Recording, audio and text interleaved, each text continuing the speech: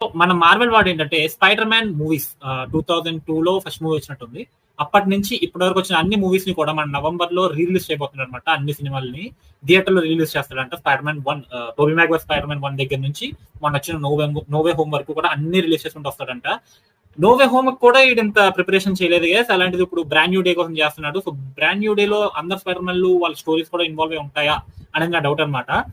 Basically నోవే home లో involve అయ్యారు, spider man involve అయ్యారు, వాళ్ళ విలన్లు కూడా ఇన్వాల్వ్ అయ్యారు. బట్ వాళ్ళ ఆ మూవీ కోసం ఇలా రిలీజ్ చేయలేదు. బట్ ఈ మూవీకి ఎందుకు రిలీజ్ చేస్తున్నారో నాకు అర్థం కాలేదు.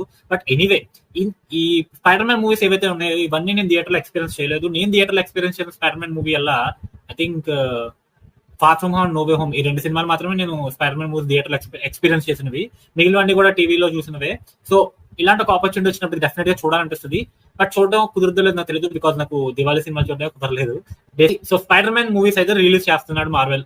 మొత్తం టోబీ మ్యాగ్వైర్ 3, మన ఆండ్రూ గార్ఫీల్డ్ 2, మన టామ్ హాలండ్ 3. సో మొత్తం కలుపుకొని 8 సినిమాలు ఉన్నాయి. 8 సినిమాలు కూడా నవంబర్ లో రిలీజ్ చేస్తారంట. మీరు వెళ్తున్నారా? మీకు ఇంట్రెస్ట్ ఉందా? వెళ్తున్నావు అంటే కామెంట్ సెక్షన్ లో చెప్పండి. ఇంట్రెస్ట్ లేదన్నా కామెంట్ సెక్షన్ లో చెప్పండి. చూసే వాళ్ళందరూ లైక్లు గుద్దేయండి. ఛానల్ ఫస్ట్ టైం వచ్చిన వాళ్ళు సబ్స్క్రైబ్